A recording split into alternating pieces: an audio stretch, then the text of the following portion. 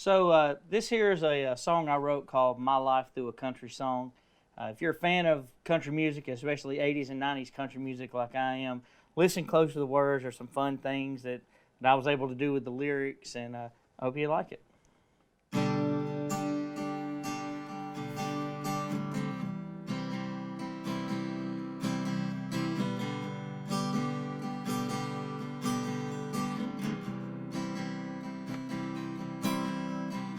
I can remember I was only 3. I was sitting with Charlotte in that front porch swing. Them good old boys rode around in the General Lee. And I'll never forget the tears in his eyes the day my daddy found out that Keith Whitley died. Every time I hear that voice, I understand why.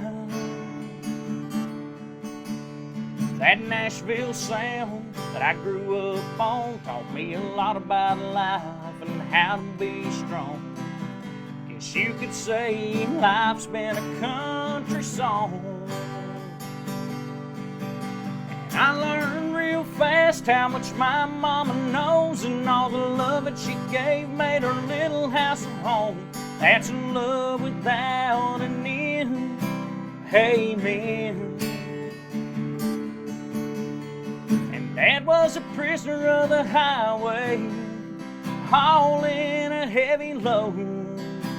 And every night I pray to the good Lord for them 18 wheels to roll on. Yeah, that's me, my life through a country song. I grew up with them honky-tonk heroes, wondered who's gonna fill their shoes. I dreamed of the Grand Ole Opry while I was singing a working man's blues. I was there when the world stopped turning, my innocence was gone. But I found peace there through a country song. I got old enough to know better, but I was still too young to care. I was chasing a neon rainbow, but never getting anywhere. I'd say I'm gonna be somebody, but I guess I was wrong. That's me, my life through a country song.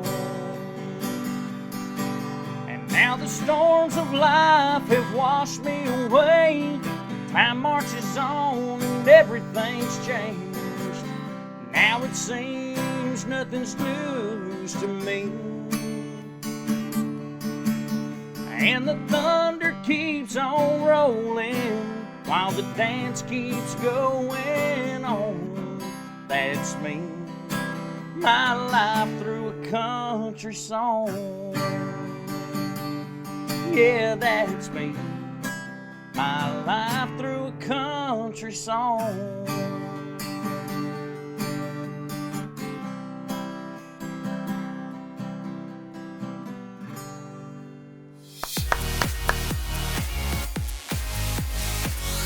Hi, and welcome to Kelly, where we talk about life, your life and my life. And through Kelly, we hope to inspire. I have Stephen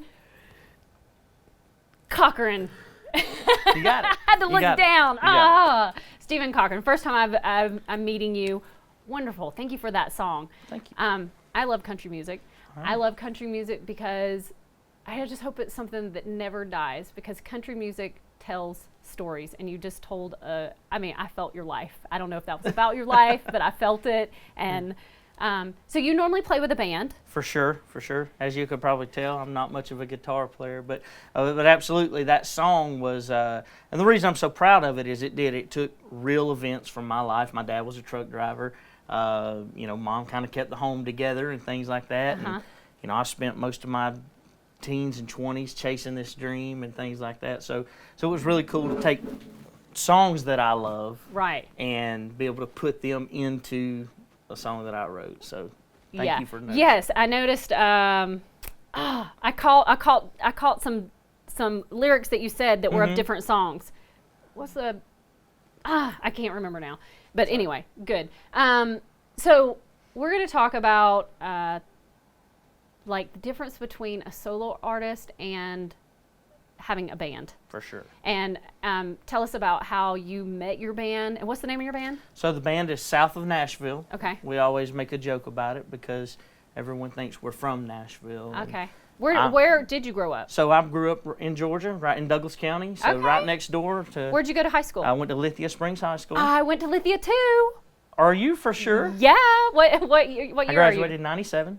Okay, so you're a little bit. Yeah, actually. Yeah, you're a little bit younger than me. Oh, okay. Surprise, like, surprise. What, 96? Yeah, a little bit. Yeah, yeah, like 96. 96? Yes. I got it. So yeah, I'm not. Did you ever do headliners or anything like that? or? I was with.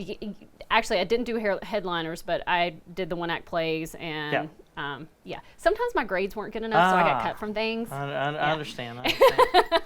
Well, that's cool. So we have that in common. That's great. That's fantastic. Yeah. But we always make a joke about it because I came up with the name of the band. I was like, hey, Georgia is south of Nashville technically, and we're all from Georgia. So we always make a joke about it when we talk about the band name. Right. I love being in a band, obviously, because I'm not really a great musician. I've always done the singing. I enjoy the entertaining part of it. Right. Being with the crowd. But I have a great group of guys that are excellent musicians who make me sound way better than I actually am. So. I know, and I can't wait until we have the space where we can actually put bands on, because I want you to come on with your band. How did you meet the guys in your band?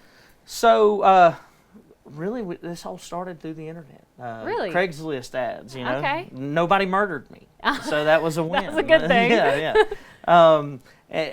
I just decided that I wanted to, I had done kind of the solo thing, karaoke, stuff like that, but decided I really wanted to do live music.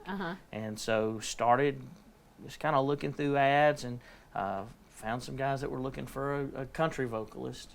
Started from there, and it's kind of funny how that worked out. The original group of guys, it didn't work out with them, but the drummer called me and said, hey, if you decide to do your own thing, I'd love to be a part of it. I'd love to work with you. Wow. Rich, here's looking out to you. Good job on that. And then from there, I made a phone call to some guys I used to play with, and we just formed this thing, and away we went, and have gotten to do some really cool things so far. That's so nice. What are some mistakes, because you said you had a band that it didn't quite work out with, what are some mistakes that bands make? So in the first band where it didn't work out, the one thing, the guy that kind of put that together, he treated that as this is my band. Right. And when you're in a band, it's got to be all of you. You've all got to have an equal share, an equal voice, and there has to, I think, ultimately be a decision maker. But if that decision maker is not willing to listen to what the rest of his guys are saying, it has to be a collaboration. For sure, for sure. And that was one of the things that kind of led to that. Yeah, because what that does, as artists, we're creators, and if we lose the ability to create, it's the reason you have so many people, once they get into the business, sometimes they'll get frustrated with it, because then you're so geared towards the business and what sells and what, that they're not being able to create anymore. And yeah, I think that can break down any. I really think just in business, just in a job setting, in a work environment, if you're not able to create and you're just having to do, it starts pounding on you. For sure, and I think those of us who work day jobs know that especially if we have a boss who's kind of it's my way, and because we want to do a good job most of the time. For sure. Yeah. For sure we do. Yeah. Obviously, that's how we take better care of our families, and right. And I think find a little bit of happiness in especially a 9-to-5 job. If you're at least able to do your best at it, and know that you put something into it. Yeah. And you weren't just like a robot. Yeah. And you're going to take care of what you put into. Yes. So if there was something else I wanted to say, but I don't remember what it was. this is for you. Oh, my favorites. Absolutely. To tell you that you're a gift in life. We appreciate your talent. We appreciate your music. And thank you for coming here and sharing with us and helping to educate people. This show is really about inspiring people and just doing things that we're scared of and that we're afraid of. I know what I was going to ask you. Where do people find you? Okay, so most of our stuff's going to be on Facebook.